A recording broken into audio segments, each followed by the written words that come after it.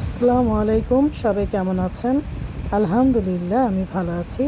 আশা করি আপনারাও ভালো আছেন। পুঁইশাক গাছগুলো দেখেন আবারও কত বড় হয়ে গেছে। কিছু পুঁইশাক কেটে নেব। মাশাআল্লাহ, আজকেও কিছু পুঁইশাক তুলে নিচ্ছি। পুঁইশাকের ডালপালাগুলো এত বড় হয়েছে, এখন পুঁইশাক আর বাজার থেকে কিনে খেতে হয় না। পুঁইশাক প্রয়োজন হলেই ছাদে চলে আসি আর তুলে নেই পুঁইশাক। দেখেন আজকে কতগুলো পুঁইশাক পেরেছি। মাশাআল্লাহ, এটাই ছাদ বাগানের সফলতা। এই তো চলে এসেছি আমার রান্নাঘরে। মাছ ভিজিয়ে দিয়েছি, পাবদা মাছ আর চিংড়ি মাছ। চিংড়ি মাছ ভুনা করব ছেলের জন্য, আর পাবদা মাছ আমাদের জন্য রান্না করব। ভাতও বসিয়ে দিয়েছি, ভাতটা হয়ে গেছে, এখন মাছটা গেলে ফেলবো। রান্নার জন্য আমি সব কিছু গুছিয়ে নিয়েছি। মাছটা ভালো করে ধুয়ে নিয়েছি, লবণ আর লেবু চিপে দিয়ে মাছটা ধুয়েছি। চিংড়ি মাছটাও ধুয়ে নিয়েছি, পেঁয়াজ কেটে নিয়েছি। মাছটা আজকে আমি ভেজে নেব।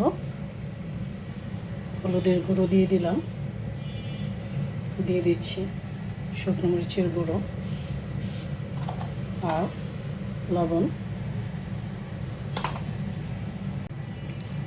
মাছগুলো মেখে নিচ্ছি। আজকের পাবদা মাছগুলো বেশ বড়। এই তো মাছগুলো মাখা হয়ে গেল। তেল দিয়ে দিচ্ছি মাছ ভাজার জন্য। তেলটা একটু গরম হোক। তেলটা গরম হয়ে গেছে, এখন মাছটা আমি দিয়ে দিচ্ছি।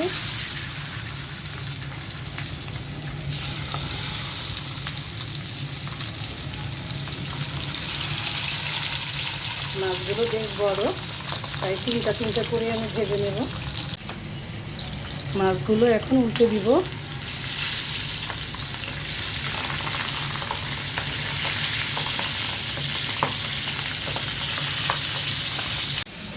মাছগুলো একটু ফুটছে, তাই দূরে সরে গেলাম, তেল যেন শরীরে এসে না পড়ে। মাছটা ভাজা হয়ে গেছে, এখন উঠিয়ে নিচ্ছি। আজকে কেন জানি প্রচুর ফুটছে, তেলে দেওয়ার সাথে সাথে বুঝতে পারছি না, কোনো পানি নেই, তারপরেও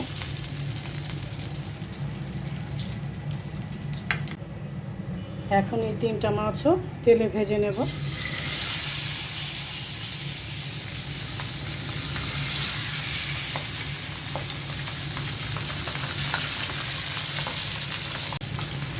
মাছ ভাজার সময় অবশ্যই সাবধানতা অবলম্বন করবেন।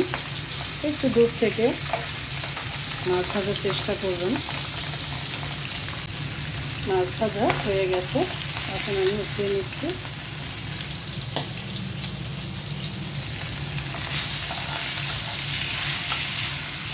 আজকে মাছটা ভুনা করব, কোনো কিছুই দেব না। পাবদা মাছ ভুনা খেতে কিন্তু ভালো লাগে। এই তো হয়ে গেল মাছ ভাজা।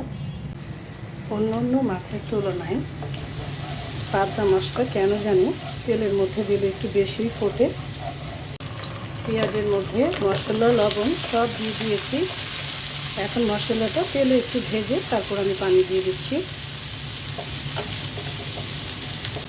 মশলাটা ভেজে নিলাম, এখন অল্প করে পানি দিয়ে দিচ্ছি। মশলাটা ভালো করে কষিয়ে নিব। কয়েকটা কাঁচামরিচ দিয়ে দিলাম। মশলাটা কষানো হয়ে গেছে, এখন মাছগুলো দিয়ে দিচ্ছি।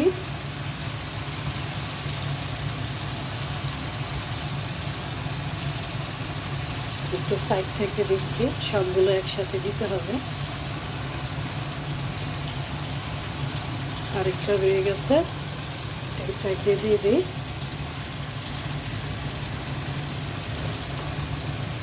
এখন অল্প করে পানি দিয়ে দিচ্ছি। অনেক দিন পরে আজকে পাবদা মাছ রান্না করলাম। এখন ঢেকে দিচ্ছি। পাবদা মাছ খেতে কিন্তু আমার ভালোই লাগে। পাবদা মাছ হতে হতে আমি আরেক পাশে চিংড়ি মাছটা ভুনা করে ফেলবো। তেল দিয়ে দিয়েছি, পেঁয়াজ দিয়ে দিলাম।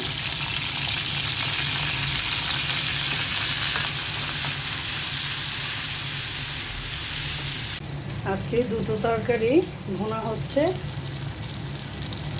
চিংড়ি মাছটা দিয়ে দিচ্ছি। চিংড়ি মাছটা আমি পেঁয়াজের সাথে কিছুক্ষণ ভেজে নেব। চিংড়ি মাছের মধ্যে দিয়ে দিচ্ছি আদা রসুনের পেস্ট, ধনিয়া ফাঁকি, হলুদের ফাঁকি অল্প করে দিয়ে দিলাম। ছেলে আবার বেশি মশলা খায় না। শুকনোমরিচের ফাঁকি দিয়ে দিচ্ছি, জিরে ফাঁকি, লবণ। আমি প্রতিদিন যা রান্না করি তাই আপনাদের সাথে শেয়ার করি। চিংড়ি মাছের মধ্যে কয়েকটা কাঁচামরিচ দিয়ে দিলাম আস্ত। এখন অল্প করে পানি দিয়ে দিচ্ছি। মশলার সাথে চিংড়ি মাছটা আরও কিছুক্ষণ কষিয়ে নেব। দেখি পাবদা মাছের কী অবস্থা হয়ে গেছে। এখন নামানোর আগে একটু জিরে ফাঁকি দিয়ে দিচ্ছি। চিংড়ি মাছের তরকারিটাও হয়ে গেছে। এখন আমি একটা বাটিতে উঠিয়ে নিচ্ছি। লেবু কেটে নিয়েছি। সবাই ভালো থাকবেন, সুস্থ থাকবেন। আল্লাহ হাফেজ।